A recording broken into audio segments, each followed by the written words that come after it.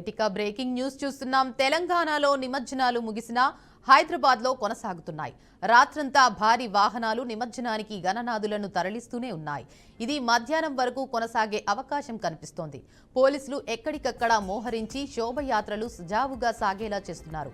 ఇప్పటికీ కొన్ని పెద్ద విగ్రహాలు వస్తూనే ఉన్నాయి. ఇవాళ ఆదివారం సెలవు దినం కావడంతో రోడ్లపై కొత్త ట్రాఫిక్ తక్కువగానే ఉంటుంది. అందువల్ల విగ్రహ వాహనాల్ని త్వరగా తరలిస్తూ మధ్యాహ్నంలోపు మొత్తం క్రతువు విజయవంతంగా ముగిస్తామని పోలీసులు చెబుతున్నారు. ఇక ఇప్పటి వరకు 2.6 లక్షల విగ్రహాలు నిమజ్జనం అయినట్లు సిపి వెల్లడించారు. విగ్రహాల మూవ్మెంట్ ను బట్టి ట్రాఫిక్ మళ్లింపులు ఉండనున్నాయి.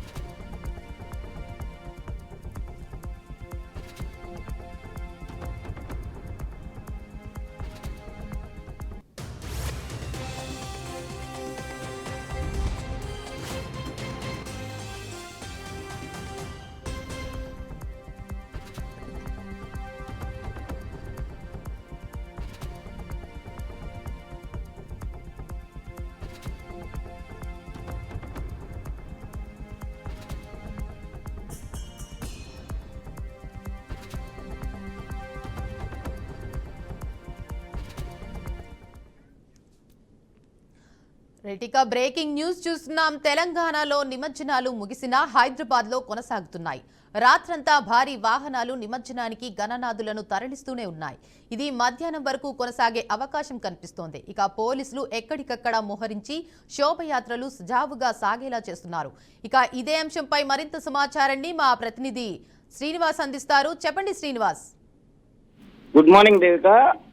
తెలంగాణలో జరుగుతున్నటువంటి గణేష్ నిమజ్జన శోభయాత్ర నిన్న హైదరాబాద్ లోని ఉదయమే ప్రారంభమైనటువంటి పరిస్థితి. పూర్తి స్థాయిలో అంటే ప్రతి సంవత్సరం జరిగేటటువంటి గణేష్ శోభయాత్ర భాగ్యనగరంలోని అంగరంగ వైభవంగా జరిగింది. దీనికి సంబంధించి పూర్తిగా జిహెచ్ఎంసీ అధికారులు, పోలీసు ఉన్నతాధికారుల పర్యవేక్షణలో ఎప్పటికప్పుడు అటు పర్యవేక్షిస్తూ సంబంధించినటువంటి శోభయాత్రకు సంబంధించి ఎలాంటి అవాంఛనీయ సంఘటన జరగకుండా ఏర్పాట్లు అయితే పూర్తి చేయడం జరిగింది. దీంతో పాటు భక్తులు కూడా ఆనంద కోలాహలం మధ్య ఆ కార్యక్రమాన్ని కూడా వీక్షించినటువంటి పరిస్థితి. అదే విషయాన్ని చూసుకున్నట్లయితే తెలంగాణ వ్యాప్తంగా జరిగినటువంటి గణేష్ శోభయాత్రకు అంటే రాష్ట్ర వ్యాప్తంగా ఉన్నటువంటి అనేక చెరువులు, కుంటల్లోని జరిగినటువంటి ఈ నిమజ్జనానికి సంబంధించి అంటే ఇరిగేషన్ అధికారులు కావచ్చు, జిల్లా కేంద్రాలలోని ఇక్కడ ఉన్నటువంటి జిహెచ్ఎంసీ అధికారులు కావచ్చు పూర్తి ఏర్పాట్లు కూడా చేశారు. అక్కడ ట్రైన్ల సహాయంతో గణనాథుని ఆ చెరువులలోని నిమజ్జనం చేసినటువంటి పరిస్థితి. ఇక హైదరాబాద్ కేంద్రంగా చూసుకున్నట్లయితే హైదరాబాద్ లోని నిన్న జరిగినటువంటి ఈ కార్యక్రమానికి సంబంధించి రాత్రి అంటే 12:30 వరకు పూర్తి చేస్తామనుకున్నటువంటి అధికారులకు ఒక్కసారిగా అంటే అక్కడ ఉన్నటువంటి వాహనాలే కావచ్చు, వేరే ప్రాంతాల నుంచి కానీ ఇక్కడ హైదరాబాద్ కేంద్రంగా ఉన్నటువంటి అనేక విగ్రహాలు పెద్ద ఎత్తున రావడంతో ట్రాఫిక్ జామ్ కాకుండా వెహికల్ అయితే స్పీడప్ చేసినటువంటి పరిస్థితి. కానీ ఇంకా ఈ రోజు 12 గంటల వరకు కూడా నిమజ్జన కార్యక్రమం కొనసాగుతుందనేది అక్కడ ఉన్నటువంటి అధికారులు చెప్తున్నటువంటి పరిస్థితి. ఈ కార్యక్రమం 12 గంటలకు జరిగినా కూడా ప్రశాంత వాతావరణంలో జరగడానికి పూర్తి ఏర్పాటు కూడా చేసినట్లు కూడా జిహెచ్ఎంసీ అధికారులు, ఇక్కడ సిటీ పోలీస్ కమిషనర్ కూడా ముందస్తుగా అంటే ఈ రోజు 12 గంటల వరకు జరగాల్సినటువంటి అంటే రూట్ మ్యాప్ కానీ సంబంధించినటువంటి డ్యూటీ ఆఫీసర్స్ కానీ అందరినీ కోఆర్డినేట్ చేస్తూ ఎలాంటి ఇబ్బంది కలగకుండా భక్తులకు రాత్రి నుండి ఇప్పటి వరకు రూట్ లో వెళ్తున్నటువంటి భక్తులకు కూడా ఆ వెహికల్స్ ఫ్లోటిన్ ట్రాఫిక్ జామ్ కాకుండా కూడా పూర్తి ఏర్పాటు గైడ్ చేస్తున్నట్లు కూడా తెలుస్తుంది. దేవిక, తెలంగాణలో జరిగినటువంటి భాగ్యనగర గణేష్ ఉత్సవ కమిటీ కూడా పూర్తిగా సహాయ సహకారాలు అందిస్తూ గణేష్ ఉత్సవ కమిటీ ఆధ్వర్యంలో నిన్న ఉదయం జరిగినటువంటి కార్యక్రమానికి ఈ రోజు 12 గంటల తర్వాత కూడా జరిగే అవకాశం ఉన్నట్లు కూడా జిహెచ్ఎంసీ అధికారులు చెప్తున్నారు. వివిధ ప్రాంతాలలో హుస్సేన్ సాగర్ ప్రధానంగా కుడిలిలోని జరిగినటువంటి ట్యాంక్ బండి మీద ఈ విగ్రహాలు మొత్తం చేరుకోవడం జరిగింది. అక్కడి నుంచి నిమజ్జన కార్యక్రమంగా ట్రైన్లకు పోవడానికి కొంత అంటే పెద్ద వెహికల్స్ రావడంతో కొంత ఇబ్బందికరమైన పరిస్థితులు ఉన్నా కూడా అంటే ట్రాఫిక్ జామ్ కాకుండా పూర్తి స్థాయిలో సమన్వయం చేస్తూ అక్కడ ఉన్నటువంటి అధికారులతో పాటు జిహెచ్ఎంసీ పరిధిలో ఉన్నటువంటి మరికొంతమంది సిబ్బంది కూడా ఎక్కువ అంటే అక్కడ గేట్ల వద్ద, బార్ గేట్ల వద్ద కూడా వారికి సంబంధించినటువంటి విషయాలని ఎప్పటికప్పుడు అప్డేట్ చేస్తూ సీసీ కెమెరాల ద్వారా ఎక్కడైతే ట్రాఫిక్ అవుతుందో వాళ్ళకి ఇబ్బందికరమైన విషయాలను చూసుకొని అప్డేట్ చేస్తూ అధికారులు కూడా సమన్వయంతో ప్రశాంత వాతావరణంలో మాత్రము శోభయాత్ర జరుగుతుంది. నిమజ్జన కార్యక్రమాన్ని కూడా హుస్సేన్ సాగర్ కట్ట మీద జరుగుతున్నటువంటి దృశ్యాలను కూడా మనం చూసుకోవచ్చు. ప్రధానంగా అక్కడ ఉన్నటువంటి విషయాలన్నింటినీ సమన్వయం చేస్తూ అధికారులు మాత్రము పూర్తి స్థాయిలో ఒక ప్రశాంత వాతావరణం అయితే చేస్తున్నటువంటి పరిస్థితి దేవిక. అయితే శ్రీనివాస్, ఇంకా ఈ శోభయాత్రలు ఎంత వరకు, ఏ టైం వరకు కొనసాగే అవకాశం ఉందంటారు? ఈ రోజు అంటే ఇంకా హెవీ వెహికల్స్ రావడం తోటి ఒక్కసారిగా ఇబ్బంది అయితే పడుతున్నటువంటి పరిస్థితి. అక్కడి నుంచి నేరుగా అంటే వివిధ ప్రాంతాలకు వెళ్తున్నటువంటి వారు కానీ సంబంధించినటువంటి విషయాలలో వారు ఆ ప్రాంతాలకు సంబంధించిన అధికారులతోటి సమన్వయం చేస్తూ అక్కడ ఈ రోజు అంటే 12:01 ఆ ప్రాంతాన కంప్లీట్ చేస్తామని అధికారులు అయితే చెప్తున్నారు. రూట్ కూడా క్లియర్ చేసి అన్ని అవైలబుల్ గా ట్రైన్లను కూడా ఎక్స్ట్రా ట్రైన్స్ కూడా అక్కడ అవైలబుల్ గా ఉంచడం జరుగుతుంది దేవిక. అయితే మనం చూసుకోవచ్చు 2.6 లక్షల విగ్రహాలు అయితే ఇప్పటి వరకు నిమజ్జనం అయినట్లయితే చెప్తున్నారు. సో ఇంకా ముందు ఎంత ఎన్ని నిమజ్జనాలు అయ్యే అవకాశం ఉందంటారు మీ అంచనా ప్రకారం? ఎన్ని వినాయకులు చూసినట్లయితే ఇప్పటికీ అంటే 50% అబౌవ్ అయింది. దీనికి సంబంధించినటువంటి విషయాలను కూడా అనౌన్స్మెంట్ తో పాటు అక్కడ ఉన్నటువంటి అధికారులు కూడా ఇంకా 50,000 చిల్లర అంటే 50,000 పైచిలకు పెద్ద విగ్రహాలు ఇంకా ఉన్నట్టు కూడా అంచనా కూడా వేస్తున్నారు. మనం విజువల్స్ చూసుకున్నట్లయితే పూర్తిగా అంటే ఆ ట్రైన్ల వల్ల అక్కడ ఉన్నటువంటి ఎగ్జిట్ ద్వారాలలో కొంత పెద్ద వెహికల్ ఇబ్బంది కలగడం వల్ల కొంత ట్రాఫిక్ జామ్ అవుతుంది తప్పితే మిగతా వెహికల్ అన్నిటికి పోవడానికి మిగతా 50,000 విగ్రహాలకు సంబంధించి రూట్ లోనే ఉన్నటువంటి వెహికల్స్ ని కొంచెము దూరం నుంచి వస్తున్న కారణంగా అక్కడ ట్రాఫిక్ అవుతుంది. కానీ ఎలాంటి ఇబ్బంది కలగలేదు. ఇంకా 12:30 ఆ ప్రాంతాన్ని ఈ రోజు అంటే కంప్లీట్ అవడానికి మాత్రం అధికారులు అయితే పూర్తి చర్యలు కూడా తీసుకున్నారు దేవిక. అయితే మనం చూసుకోవచ్చు విజువల్స్ లో కూడా ఇప్పటి వరకు కూడా ఇంకా పబ్లిక్ అనేది చాలా మంది ఉన్నారు.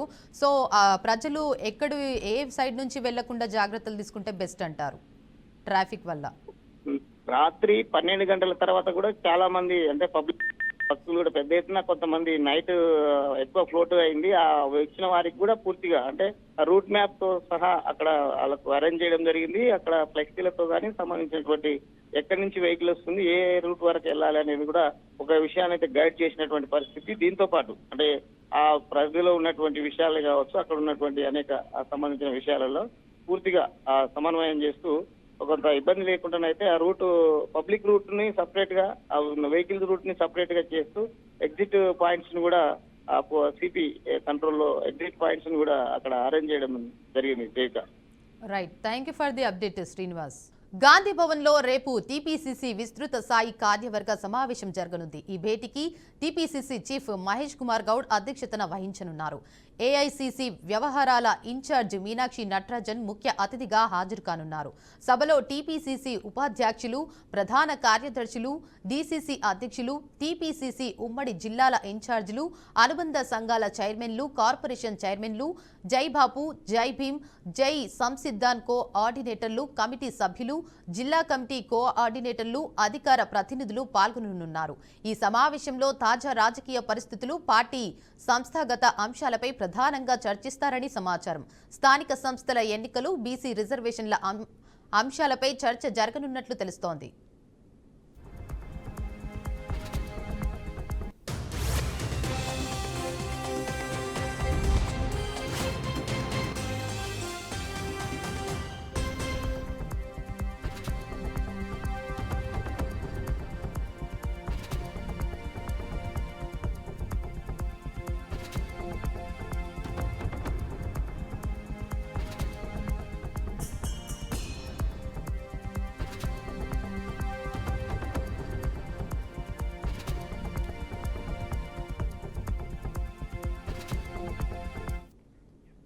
ఇక బ్రేకింగ్ న్యూస్ చూస్తున్నాం. గాంధీ భవన్ లో రేపు టీపీసీసీ విస్తృత స్థాయి కార్యవర్గ సమావేశం జరగనుంది. ఈ భేటీకి టీపీసీసీ చీఫ్ మహేష్ కుమార్ గౌడ్ అధ్యక్షతన వహించనున్నారు. ఏఐసీసీ వ్యవహారాల ఇన్ఛార్జ్ మీనాక్షి నటరాజన్ ముఖ్య అతిథిగా హాజరు కానున్నారు. సభలో టీపీసీసీ ఉపాధ్యక్షులు, ప్రధాన కార్యదర్శులు, డీసీసీ అధ్యక్షులు, టీపీసీసీ ఉమ్మడి జిల్లాల ఇన్ఛార్జీలు, అనుబంధ సంఘాల చైర్మన్లు, కార్పొరేషన్ చైర్మన్లు, జై బాపు, జై భీమ్, జై సంసిద్ధాన్ కోఆర్డినేటర్లు, కమిటీ సభ్యులు, జిల్లా కమిటీ కోఆర్డినేటర్లు, అధికార ప్రతినిధులు పాల్గొననున్నారు. ఈ సమావేశంలో తాజా రాజకీయ పరిస్థితులు, పార్టీ సంస్థాగత అంశాలపై ప్రధానంగా చర్చిస్తారని సమాచారం. స్థానిక సంస్థల ఎన్నికలు, బీసీ రిజర్వేషన్ల అంశాలపై చర్చ జరగనున్నట్లు తెలుస్తోంది. ఇదే అంశంపై మరింత సమాచారాన్ని మా ప్రతినిధి సాల్మన్ అయితే అందిస్తారు. చెప్పండి Salmon. Thank you Devika. TPCC విస్తృత స్థాయి సమావేశం అయితే జరగనుంది. దీనికి సంబంధించి తెలంగాణ రాష్ట్ర అధ్యక్షుడు మహేష్ కుమార్ గౌడ్ అధ్యక్షతన ఈ యొక్క సమావేశం అయితే నిర్వహించనున్నారు. ఈ యొక్క ముఖ్య అతిథిగా పార్టీ వ్యవహారాల ఇన్ఛార్జ్ మీనాక్షి నటరాజన్ అయితే ముఖ్య అతిథిగా హాజరు కానున్నారు. దీనికి సంబంధించి జై బాపు జై భీమ్ అనే నినాదంతో ఈ యొక్క సమావేశం అయితే నిర్వహించనున్నారు. దీనికి సంబంధించి ఉపాధ్యక్షులు, అదేవిధంగా ప్రధాన కార్యదర్శులు, జిల్లా అధ్యక్షులు, ఉమ్మడి జిల్లా ఇన్ఛార్జీలు ప్రత్యేకంగా పాల్గొననున్నారు. అదేవిధంగా వివిధ కార్పొరేషన్ చైర్మన్లు పాల్గొనున్నారు. అంటే రానున్న స్థానిక సంస్థల ఎన్నికల్లో పార్టీ ఎలాంటి నిర్ణయాలు తీసుకోవాలి, పార్టీ బలోపేతానికి తీసుకునే నిర్ణయం అయితే స్పష్టంగా కనబడుతుంది. అదేవిధంగా త్వరితగతిన అంటే ఎన్నికలు రాకముందే, అంటే స్థానిక సంస్థలు ఎన్నికలు రాకముందే వివిధ కార్పొరేషన్ చైర్మన్లు వాటిని భర్తీ చేసేందుకైతే పూర్తిగా కసరత్తు అయితే చేస్తుంది. అదేవిధంగా ఈ యొక్క 1 year అంటే పూర్తి చేసుకున్న సందర్భంగా మహేష్ కుమార్ గౌడ్ టీపీసీసీ 1 year పూర్తి చేసుకున్న సందర్భంగా ఈ యొక్క మీటింగ్ అయితే ప్రాధాన్యత అయితే సంతరించుకుంది. ఖచ్చితంగా రానున్న స్థానిక సంస్థల ఎన్నికల్లో, అదేవిధంగా బీసీ రిజర్వేషన్ల మీద ఎలాంటి నిర్ణయాలు తీసుకోవాలనే దాని మీద విస్తృత స్థాయి సమావేశం అయితే నిర్వహించనున్నారు. ఖచ్చితంగా ప్రజల్లోకి వెళ్లి కాంగ్రెస్ ప్రభుత్వం చేపట్టే అభివృద్ధి పనులు, అదేవిధంగా కాంగ్రెస్ పార్టీ తీసుకున్న నిర్ణయాలు ప్రజల్లోకి కింది స్థాయిలో, గ్రామ స్థాయి తీసుకొని వెళ్లి వారికి కాంగ్రెస్ ప్రభుత్వం అందిస్తున్న అనేక సంక్షేమ పథకాల మీద దృష్టి సారించారు. ఖచ్చితంగా దీనికి సంబంధించి ప్రతి గ్రామాన ఇందిరమ్మ ఇల్లు, అదేవిధంగా అనేక సంక్షేమ పథకాల మీద అయితే దృష్టి సారించారు. ఖచ్చితంగా కాంగ్రెస్ పార్టీ రానున్న స్థానిక సంస్థల ఎన్నికల్లో భారీ విజయం సాధించేందుకైతే ఈ యొక్క మీటింగ్ అయితే ఒక ముఖ్య పాత్ర పోషిస్తారని అనుకోవచ్చు. ఖచ్చితంగా దీనికి ప్రతి జిల్లాల అధ్యక్షులు, అదేవిధంగా ఇన్ఛార్జీలు మాత్రం దీనికి ప్రత్యేకంగా హాజరు కానున్నారు. ఖచ్చితంగా రానున్న రోజుల్లో లేకుంటే వివిధ రాజకీయ పార్టీలు, ఇటు బీజేపీ కానీ లేకుంటే బీఆర్ఎస్ పార్టీ కానీ వాటిని ఏ విధంగా ఎదుర్కోవాలి అనే దాని మీద అయితే విస్తృత సమావేశం అయితే నిర్వహించనున్నారు. అయితే సాల్మన్, ఈ సమావేశంలో ప్రధానంగా ఏ అంశంపై చర్చిస్తారనుకుంటా? ఈ యొక్క రానున్న ఎన్నికల్లో ఇది స్థానిక సంస్థల ఎన్నికలు, అంటే కొంతమంది జెడ్పీటీసీ, ఎంపీటీసీ, సర్పంచ్, అంటే కొంతమందికి టికెట్లు దక్కని వారు కొంత నిరుత్సాహంగా ఉంటారు. అదేవిధంగా ముందస్తుగా కార్పొరేషన్ చైర్మన్లు లేకుంటే జిల్లాల ఉన్న వివిధ ప్రభుత్వ దానికి సంబంధించి అయితే అన్ని పూర్తి చేసేందుకైతే కసరత్తు చేస్తున్నారు. అదేవిధంగా ఖచ్చితంగా బీసీ రిజర్వేషన్ల మీద బీజేపీ, అదేవిధంగా బీఆర్ఎస్ పార్టీని ఇరుకున పెట్టేందుకైతే ఈ యొక్క సమావేశం అయితే కీలక నిర్ణయాలు తీసుకునే అవకాశం అయితే ఖచ్చితంగా కనబడుతుంది. ఖచ్చితంగా రాష్ట్ర ప్రభుత్వం అనేక సంక్షేమ పథకాల మీద దృష్టి సారించి ఖచ్చితంగా ప్రతి ఒక్కరికి కాంగ్రెస్ ప్రభుత్వం అందిస్తున్న అనేక సంక్షేమ పథకాలు ప్రజల్లోకి చొచ్చుకొని ప్రజలకు అందించే విధంగా ముఖ్యంగా దీని మీద చర్చ సాగే అవకాశం అయితే ఖచ్చితంగా కనబడుతుంది. అదేవిధంగా ఈ యొక్క రానున్న ఎన్నికలను దృష్టిలో పెట్టుకొని దీనికి సంబంధించి వివిధ కార్పొరేషన్ చైర్మన్లు కానీ లేకుంటే ప్రభుత్వానికి సంబంధించిన వాటిని భర్తీ చేసేందుకైతే ఈ యొక్క సమావేశం అయితే కీలక నిర్ణయం తీసుకునే అవకాశం అయితే స్పష్టంగా కనబడుతుంది. Right, thank you for the update salmon.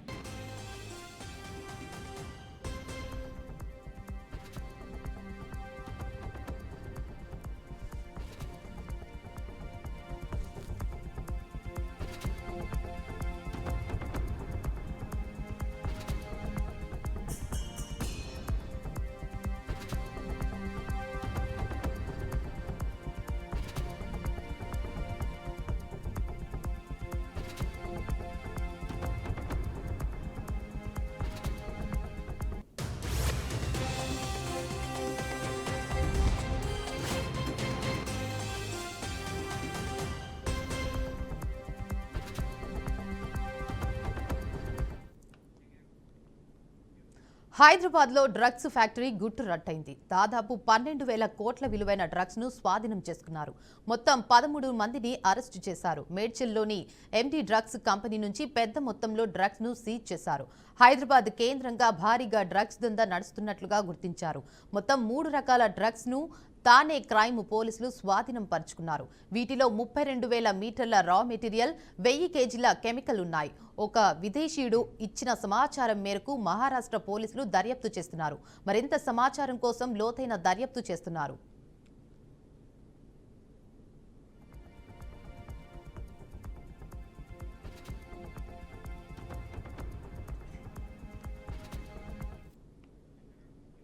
ఇక ఇదే అంశంపై మరింత సమాచారాన్ని మా ప్రతినిధి బాసిత్ అందిస్తారు. చెప్పండి బాసిత్. హైదరాబాద్ కేంద్రంగా భారీగా డ్రగ్స్ దందా వెలుగులోకి వచ్చింది. Drugs factory గుట్టురట్టయింది.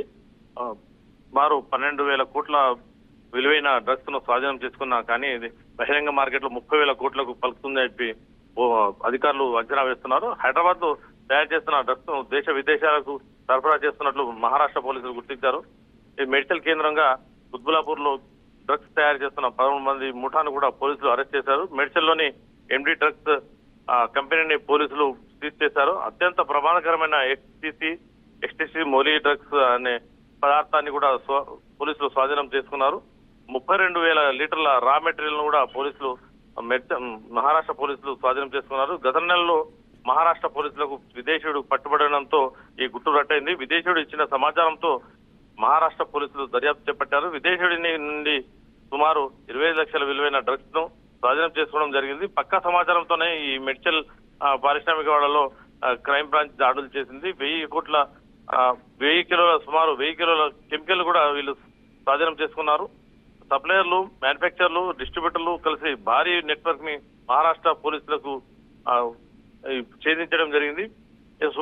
13 మందిని అరెస్ట్ చేసి వాళ్ళ వద్ద నుంచి మిథలిన్ యాక్సి, మిథాన్, పెటమైన్ ముడి పదార్థాలు కూడా స్వాధీనం.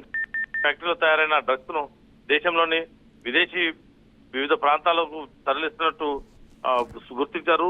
ఈ మోలీ ఎక్స్టీసీ పేర్లతో డ్రగ్స్ సరఫరా చేస్తున్న వాళ్ళను కూడా మొత్తం పూర్తిగా సమాచారం తీసుకుని వాళ్ళను పోలీసులు గుర్తించడం జరిగింది. దీనిపై స్థానిక పోలీసులు కూడా ప్రత్యేక దర్యాప్తు చేస్తున్నట్లు నిందితులు పోలీసులు బొమ్మాయికి తరలించినట్టు కూడా సమాచారం అందుతుంది. Devika. Right, thank you for the update Basit.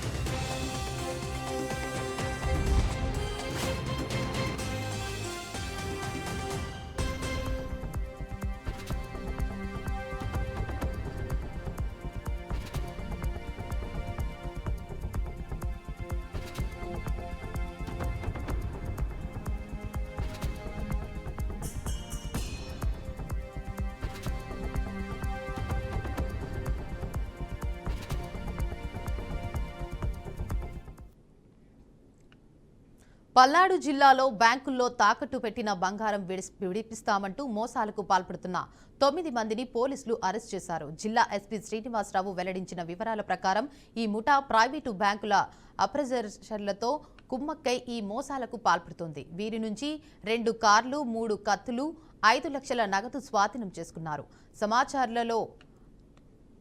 మాచర్లలో జరిగిన చోరీ కేసు విచారణలో ఈ మోసాల విషయం బయటపడింది. బంగారం అంటే ఈ తులం బంగారం దగ్గర ఒక 5 నుంచి 10,000 రూపాయలు తక్కువకి ఇప్పిస్తామని, అలాగే మెరుగు బంగారం, మెరుగు పెట్టి బంగారాన్ని ఇస్తామని చెప్పి స్టోన్స్ చూపించి వెళ్ళిపోవడము. అట్లాగే ఈ బ్యాంక్స్ లో ఎవరైతే అప్రైజర్స్ గా ఉన్నారో వాళ్ళు సరైనటువంటి క్వాలిటీ గోల్డ్ కస్టమర్ నుంచి తీసుకుని క్వాలిటీ లేనివి కొన్ని చోట్ల పెట్టిన సందర్భాలు వచ్చున్నాయి. అలాగే కొన్ని చోట్ల గోల్డ్ అప్రైజర్స్ వాళ్ళు బంగారాన్ని బ్యాంక్ లో పెట్టకుండా వాళ్ళు పర్సనల్ గా పట్టుకెళ్లి తర్వాత అవి బ్యాంక్ వాళ్ళు ఐడెంటిఫై చేసి మనం కేసులు కట్టినవి కూడా ఉన్నాయి. వీటన్నిటికీ కూడా ప్రజలు గమనించాల్సింది ఏంటంటే, ఏదైతే మార్కెట్ లో బులియన్ మార్కెట్ లో రేట్ ఉంటుందో అవన్నీ కూడా మీకు ఏ రోజుగా రోజు వార్తాపత్రికలు, టీవీలు అన్నింటిలో కూడా చూపిస్తున్నారు. వాటికంటే తక్కువ ఇస్తామని ఎవరైనా చెప్తున్నా కూడా అది వాస్తవం కాదు. అయితే దొంగ బంగారం అయి ఉంటుంది, లేదా మిమ్మల్ని మోసగించడం చేస్తారు. అదే విధంగా ఈ అప్రైజర్స్ అండ్ దొంగ బంగారం కొనే వాళ్ళు ఎవరైతే ఉన్నారో వాళ్ళ మీద కూడా మేము వాచ్ కంటిన్యూ చేయడం జరుగుతుంది. వాళ్ళ మీద కూడా స్ట్రింజెంట్ యాక్షన్స్ తీసుకోవడం జరుగుతుంది. కూడా టీమ్స్ ని ఏర్పాటు చేయడం జరుగుతుంది. చేసి వాళ్ళని పట్టుకోవడం జరిగింది. ఇందులో మొత్తం 9 మంది అక్యూజ్డ్ ఉన్నారు. ఇందులో ఎవరైతే ఈ ఫోన్ చేశారో ఆమె భర్తనే మొదటి A1గా పెట్టడం జరిగింది. వీళ్ళందరూ కూడా గుంటూరులో నివాసం ఉంటున్నారు. ఆ కేసెస్ను కూడా వెరిఫై చేసి వాటి మీద కూడా ఇంకేమైనా యాక్షన్ తీసుకునే అవకాశం ఉంటే వాటిని కూడా తీసుకుంటాము. ఏదైతే గురజాల టీం దీంట్లో వాళ్ళ తాలూకా మంచి ప్రతిభను కనబరిచారో వాళ్ళందరికీ కూడా మా నుంచి రివార్డు కూడా ఇవ్వడం జరుగుతుంది. ఈ గుంటూరు ఈ పల్నాడు ప్రాంతాల్లో జోగులాంబ గద్వాల జిల్లా పట్టణంలోని అంబేద్కర్ నగర్ కాలనీ 25వ వార్డులో టెన్షన్ వాతావరణం నెలకొంది. మాజీ కౌన్సిలర్ మహేష్ అలాగే ఆయన కుటుంబ సభ్యులపై చింతలపేటకు చెందిన కొంతమంది యువకులు మద్యం మత్తులో దాడికి పాల్పడ్డారు. ఈ ఘటనలో 4కి తీవ్ర గాయాలయ్యాయి. గాయపడిన వారిలో 3ని కర్నూలు ప్రభుత్వ ఆసుపత్రికి అత్యవసర చికిత్స నిమిత్తం తరలించారు. ఘటనపై పోలీసులు కేసు నమోదు చేసి దర్యాప్తు చేపట్టినట్లు సమాచారం.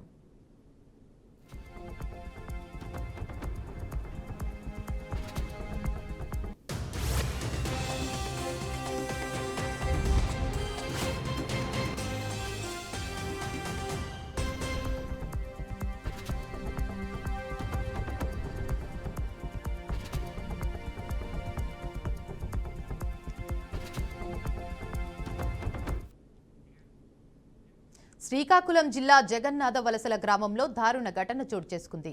చిన్నారావు అనే వ్యక్తి 6 నెలల క్రితం సాయి కుమారి అనే యువతితో వివాహం జరిగింది. పెళ్లి తర్వాత మరో మహిళ ధనలక్ష్మితో అక్రమ సంబంధం కొనసాగిస్తున్నాడు. భార్య సాయి కుమారి అడ్డుగా మారిందని భావించిన చిన్నారావు తన భార్యను హత్య చేయడానికి పథకం వేశాడు. తన ప్రియురాలు సహకారంతో హత్యాయత్నానికి పాల్పడ్డాడు. సాయి కుమారి తన భర్త ప్రియురాలు ధనలక్ష్మి కలిసి బలవంతంగా గడ్డి ముందు తాకించి అనంతరం చున్నీతో గొంతు నులిమి చంపేందుకు ప్రయత్నించారని పేర్కొంది. తన అరుపులు విన్న స్థానికులు వెంటనే స్పందించి ప్రభుత్వ ఆసుపత్రికి తరలించినట్లు వాపోయింది. అనంతరం చిన్నారావుకు కఠిన శిక్ష విధించాలని బంధువులు, స్థానికులు డిమాండ్ చేశారు. ఘటనపై కేసు నమోదు చేసిన పోలీసులు దర్యాప్తు ప్రారంభించారు. అక్కడి నుంచి ఆ అబ్బాయి నన్ను భారీగా అంగీకరించలేదు. వాళ్ళ ఇంట్లో వాళ్ళకి గొడవల గురించి చెప్పాను. వాళ్ళకి ఉంచుకుని రావడం కూడా సొంత రిలేషన్, వాళ్ళ రిలేషన్ అదే అక్రమ సంబంధం అనేసి నాకు స్టార్టింగ్ రోజు తెలిసింది. ఫస్ట్ నైట్ రోజు వీడియో కాల్ చేసుకొని అన్నీ మాట్లాడారు. నాకు అది ఉంది, మా అమ్మ నాన్నలు బలవంతకరం నాకు పెళ్లి చేశారు, నేనేదో చెప్పాను. సరేలే అనేసి మా అమ్మకి నేను చెప్పలేదు. అలా ఉన్నాను ఇంట్లో, వాళ్ళ ఇంట్లోనే ఉన్నాను 6 నెలలు కూడా. అంటే ఆ అబ్బాయి 5 మూతలు తీసాడు, మంచి ఇచ్చేది. ఇంకా ఒక్కసారి కూడా అంగీకరించలేదు. ప్రతిసారి గొడవ పెట్టుకున్నాను. రాత్రి మాత్రం నేను ఉదయం నుంచి ఆ అబ్బాయి ఫోన్లో ఆర్గ్యుమెంట్ చేశాను. రాత్రి ఇంటికి వచ్చినప్పుడు 10-8 వచ్చాడు ఆవులు పట్టుకొని. వచ్చినప్పుడు అతన్ని అది ఎవరికో వీడియో కాల్ చేస్తే బట్టలు మార్చుకుంటుంటే ఈ అబ్బాయి అతన్ని చూపించాను. నేను ఫోన్ లాక్కొని వచ్చాను. ఫోన్ లాక్కొని వస్తే అది వెనక డోర్ నుంచి నేను లాక్ వేసాను తాళం. ఈ అబ్బాయి తాళం ఎప్పుడు తీసాడు నాకు తెలియదు. ఈ అబ్బాయి ఇంట్లోనే ఉన్నాడు. అది వెనక డోర్ నుంచి వచ్చి చున్నీతో పేక గాజులు అన్నీ చుట్టేసి అరిచాను, కానీ ఎవరు రాలేదు మా ఇంట్లో. బాటిల్ గడ్డిమందు బాటిల్ ఎక్కడి నుంచి తెచ్చాడు నాకు తెలియదు. ఆ ఇంట్లో ఉందని కూడా నాకు తెలియదు. అది పట్టేసి సార్ అరిస్తే ఎవరెవరు వచ్చారు, అక్కడి నుంచి ఎవరు వచ్చారో నాకు తెలియదు, ఏ టైం తెలియదు. అది మండలం కొబ్బూరు గ్రామం అండి. గొడుసుపూడి సాయి కుమార్ మా సిస్టర్ని కొండల జగన్నాథ్ వలస అదే వంగర మండలం కొండల జగన్నాథ్ వలసలో ఇచ్చామండి. గంధం చిన్నారావు. పెళ్ళైన దగ్గర నుంచి కూడా అబ్బాయి మా సిస్టర్ని మంచిగా చూసుకోలేదండి. వాళ్ళ ఫ్యామిలీ కూడా మానసికంగా, శారీరకంగా ఇబ్బంది పెడుతున్నారండి. పెట్టినప్పటికీ మా సిస్టర్ కొన్ని రోజులు చెప్పలేదు. తర్వాత ఏంటంటే ఆటోమేటిక్గా బయటకు వచ్చింది. అది ఇదని చెప్పేసి ఎలాగోలా బయటకు వచ్చిందండి. ఏంటంటే ఎలా వచ్చిందంటే వాడికి 10 years నుంచి ధనం అనే ఒక ఆవిడతో రిలేషన్ ఉందండి. అలా వాడు అది 2-3 సార్లు మా సిస్టర్ కళ్ళ ఎదుట పడిపోయిన తర్వాత అలా బయటకు వచ్చింది. వచ్చిన తర్వాత అదే గొడవ జీసెగడం పోలీస్ స్టేషన్లోని పెట్టడం జరిగింది. వాళ్ళు వంగరం మండలం సంబంధించిన ఒక 10-15 మంది పెద్ద మనుషులు వచ్చి బైండ్ వరకు కట్టి మా చెల్లిని మళ్ళీ కాపురాన్ని తీసుకెళ్లారు. మాది పూసి అని చెప్పేసి తీసుకెళ్లారు. మధుసూదన్ గారు ఎస్ఐ గారు మాది పూచి అమ్మని చెప్పి పంపించారు. పంపించి 20 days అయ్యిందండి. నిన్న నైటు మా సిస్టరు స్నానం చేసి నైటీ వేసుకుంటుండగా వీడియో తీసి అవి ఉంచుకుందని పెట్టాడంటండి. పెడితే ఈ అమ్మాయి అడిగేసరికి ఇవతల డోర్ వేసి అవతల నుంచి ఆ అమ్మాయి వచ్చేసిందంట. వచ్చేసి వీడు చున్నీ గొంతు చుట్టేశాడంట. ఈ చేతులు పట్టుకొని గాజులు పగలగొట్టేసి పాయిజన్ ఇద్దరు కలిసి పట్టేశారంటండి. అది ఇప్పుడు మేము మీకు హెల్ప్ కావడానికి కారణం ఏంటంటే, ఇప్పుడు కూడా రాజకీయ పరంగా మేము తక్కువ మంది ఇక్కడ ఉన్నామండి, మాకంటే ఇక్కడ ఎవరు ఎక్కువ మంది లేరు, మమ్మల్ని ఏదో ఒకటి చేయడానికి అని చెప్పేసి ప్లాన్లో ఉన్నారండి.